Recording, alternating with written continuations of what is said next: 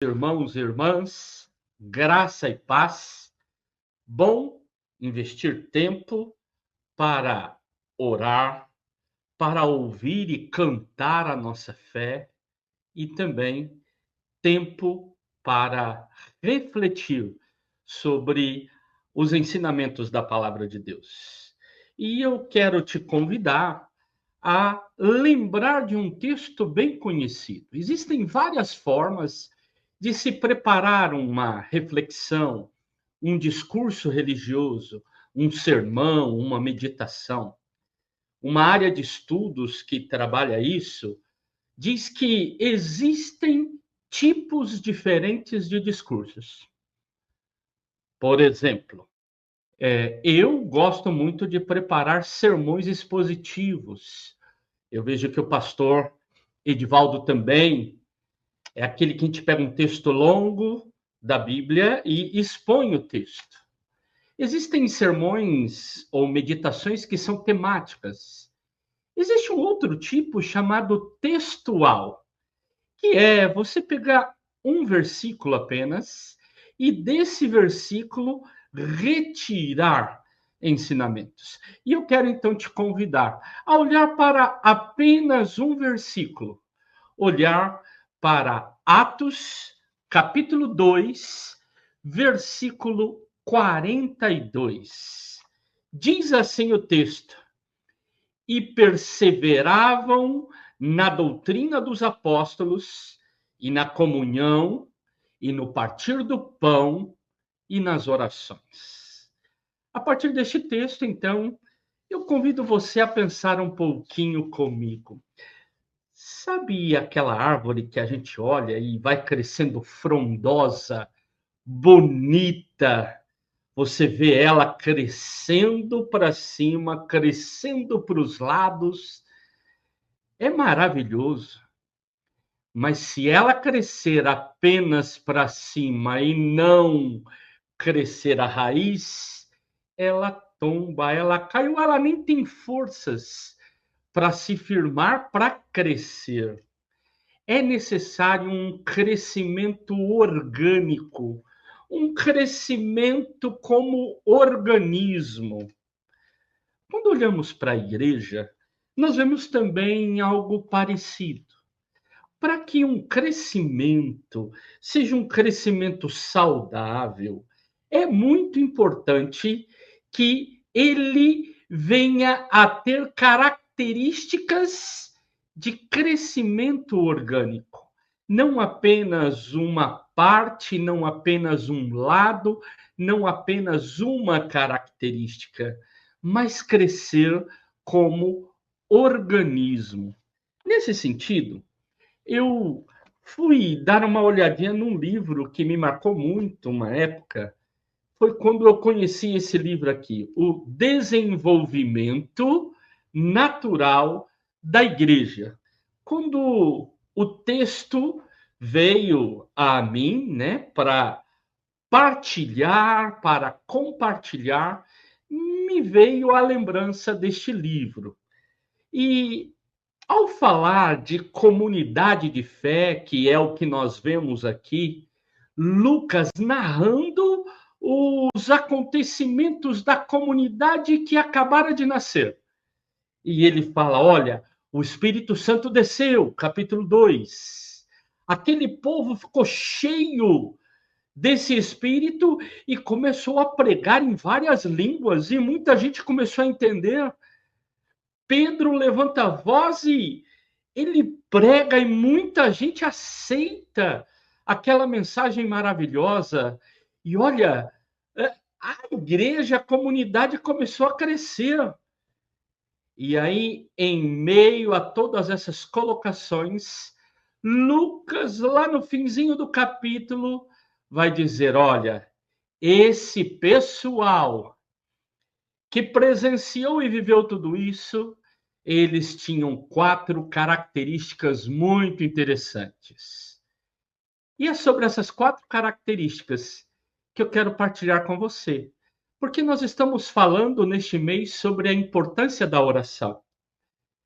E um dos pilares apresentado por Lucas que escreve seu evangelho, depois de ver a comunidade crescendo, lembrando que os evangelhos não são textos jornalísticos narrando o que estava acontecendo, mas textos didáticos, escritos depois de várias décadas para animar a igreja, para trazer para a igreja uma mensagem de esperança, trazer para a igreja ensinamentos profundos sobre aquilo que Jesus ensinara aos apóstolos. Por isso, quando Lucas registra isso, ele está dizendo para a comunidade de fé: olha, nós crescemos, mas não podemos nos empolgar apenas com números. Precisamos de um crescimento orgânico, algo que seja salutar. Em tempos onde se preocupa tanto com números, quem sabe falar sobre um crescimento natural, um crescimento orgânico, seja de extrema importância. Vejamos então esses 4 pilares que Lucas apresenta ao falar daquela comunidade que estava crescendo. Ele diz assim: olha, esse pessoal leva a sério aquilo que Jesus ensinou. Então, eles levam a sério a doutrina que os apóstolos aprenderam de Jesus, e esta doutrina tem sido passada para frente. E vamos então investindo no ensinamento daquilo que o próprio Cristo ensinou aos seus discípulos e discípulas. O que podemos aplicar dessa característica para a igreja hoje? A importância de estudar a Bíblia. Às vezes, as pessoas se empolgam tanto com o crescimento de uma instituição, com a forma de culto, ou com a forma de celebração, ou com algumas vitórias, quem sabe momentâneas da instituição, e às vezes correm o risco de se afastarem de um conhecimento mais aprofundado da palavra de Deus. A igreja precisa crescer em conhecimento da palavra de Deus, na doutrina que Cristo ensinou, a igreja que fundou, igreja que sou eu, igreja que é você. Um segundo pilar apresentado por Lucas diz respeito à comunhão. Estas são palavrinhas do grego que nós até nos acostumamos com elas em português. Por exemplo, a palavra para doutrina é didaquê. Daí a palavrinha didática, ensino. A palavrinha comunhão é a palavra koinonia. Nós conhecemos grupos de músicas, nome de sociedades, de lojas, de pessoas religiosas, chamadas koinonia. Koinonia significa comunhão. Agora, não é uma comunhão simplesmente, eu tenho um pessoal que eu conheço lá. Aqui fala de um povo que vivia plenamente a comunhão, a ponto de exagerarem um pouco e precisarem do auxílio de outras comunidades.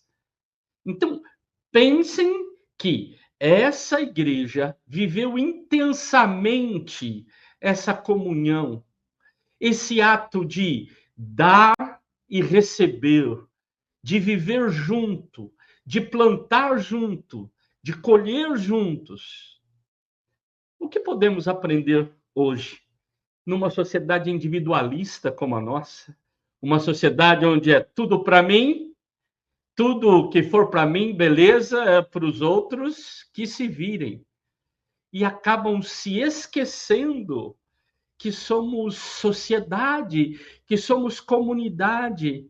E às vezes, em nome da fé, se prega um individualismo, e vamos dizer, um capitalismo religioso, né? E capital aqui como algo muito mais amplo do que simplesmente dinheiro. Tem pessoas que desejam capital poder, o capital influência. Não, aqui fala de dividir, de acompanhar, de estar ao lado, de cuidado mútuo. Não é resolver, não é a minha prosperidade, é o crescimento do povo de Deus. Um terceiro pilar que chama a atenção aqui nas palavras de Lucas é o partir do pão. O partir do pão tem dois significados aqui. E quando nós estudamos mais profundamente, nós vemos que está ligado primeiro à ideia sacramental, aquilo que eu e você vivemos e celebramos na igreja, no momento cultico, que é a ceia do Senhor. No caso da nossa igreja, nós celebramos uma vez por mês. Tem igrejas que celebram todos os domingos, tem igrejas que celebram todas as celebrações, tem igrejas que celebram uma vez por ano. Não importa a periodicidade, o importante é nós temos um momento sacramental de lembrar deste pão partido, corpo de Cristo. Mas também aqui estamos falando de uma comunidade que dividia o alimento, que se reunia. Lembram-se que Paulo precisa chamar a atenção da comunidade em Corinto, dizendo: ô pessoal, vocês que trabalham menos, chegam mais cedo, vocês estão comendo antes dos irmãos que trabalham até mais tarde chegar. Quando eles chegam, não tem mais. Se você está vindo para cá só para se beneficiar da comida, come em casa para deixar o momento aqui para dividir com outros. Então pense que é esse momento gostoso de partilhar o alimento, né? De trazer à memória a vida. Olha, nós somos um povo, né? A cultura brasileira é uma cultura onde a comida ela tem um tom de afetividade, diferente de outras culturas. Algumas culturas não têm tanto isso, mas para nós, qualquer coisinha nós estamos falando assim: ah, vamos tomar um cafezinho? Ah, vai lá em casa, vamos almoçar? Ah, vamos tomar um café? Vamos. Então, essa ideia da afetividade, do estar à mesa, a igreja, o que nós mais gostamos de fazer é o quê? Fazer festa na igreja. Ah, aquele irmão que faz aquele pão, aquela irmã que faz aquela carne, aquele. E assim, vamos usufruindo destes momentos de comunhão, comendo ao redor da mesa. Uma quarta característica, e essa é a que, quem sabe, possa nos ajudar a entender o porquê deste texto nesse mês, refletindo sobre oração, diz que esse povo perseverava. E olha como que Lucas usa, ele utiliza no plural. Perseveravam nas orações. Nas orações. Não é só um momento, não é só a repetição de uma oração. Nós, às vezes, criticamos algumas igrejas, algumas tradições que escrevem a oração e leem repetindo a oração. E repetem várias vezes aquela oração. E falamos que não, é necessária espontaneidade. Mas eu quero dizer uma coisa. Às vezes, em nome da espontaneidade, nós nos tornamos repetitivos a mesma coisa. Nós não escrevemos, mas preste atenção na sua oração. Se às vezes você não faz a mesma introdução, não costuma colocar o mesmo conteúdo e a mesma conclusão. Quando você acorda de manhã, ou a sua oração na hora do almoço, ou a sua oração na hora que vai sair, ou no momento de intercessão por algumas pessoas. Então, a questão é: há várias possibilidades de oração. Se você quiser escrever a sua oração, para não deixar para trás algumas coisas, vai lá e escreva. Leia mais vezes diante de Deus, fale com Deus. Nem interceda, escreva nomes de pessoas que você quer interceder, temas que você quer interceder. Não há problema. Oração está sempre em ordem. Oi, Bispo Adriel. Né? Então, quer dizer, pense que é uma questão importante. Orar está sempre em ordem. Agora, há vários tipos, várias possibilidades e vários momentos. E nós não podemos perder oportunidade. Então, pode ser que você esteja orando sozinho em casa, outra hora orando na igreja, outra hora indo numa visita e orando pela pessoa, outra hora recebendo a oração de uma pessoa, outra hora orando com uma pessoa. Quantas orações? Orar, investir tempo para falar com Deus. Eu coloquei aqui alguns trocadilhos pensando, né, na reflexão. Uma igreja que ora unida permanece unida. Uma comunidade que intercede junta atravessa crises de forma mais firme, porque reconhece a força da comunidade. Mas não só isso, reconhece o poder de Deus. Por isso, eu quero concluir convidando você a relembrar: somos chamados a ser uma igreja que ensina e que aprende a palavra de Deus com seriedade. Precisamos disso. Existem vários fóruns. Escola dominical é uma destes fóruns. Agora, estudar a palavra de Deus, N possibilidades. Cuidar uns dos outros de forma prática. Não é blá, blá, blá, mas que palavras, ações de cuidado.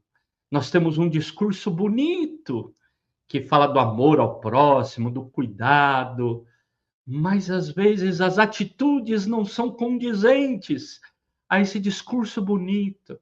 Então é importante termos clareza de que nossas ações são muito importantes e elas precisam de vir juntas com aquilo que nós falamos, discursamos.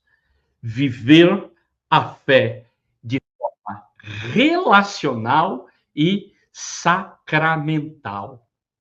Isso, relacional e sacramental. Não adianta só ficar cantando, somos unidos na hora da ceia, dizer a Cristo é aquele que nos torna um, se isso não for verdade no acolhimento do outro, até a aceitar as nossas diferenças.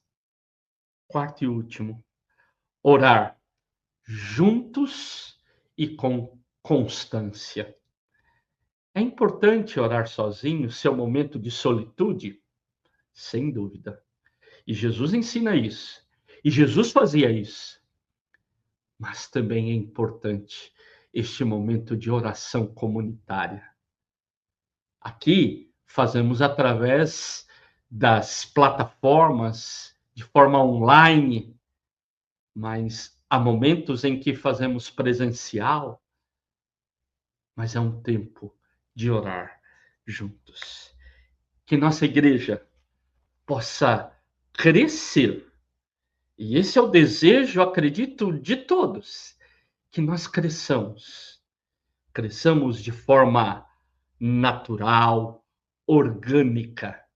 Queremos que mais pessoas se juntem à comunidade, queremos que essas pessoas sejam integradas à comunidade e que experimentem essas características de um crescimento orgânico equilibrado e natural. Que Deus abençoe a Igreja Metodista em Vila Formosa. E neste ano em que celebramos 75 anos, nós possamos estar marcando ainda mais os nossos valores como comunidade que cresce e se desenvolve de forma equilibrada. Que Deus te abençoe, em nome de Jesus.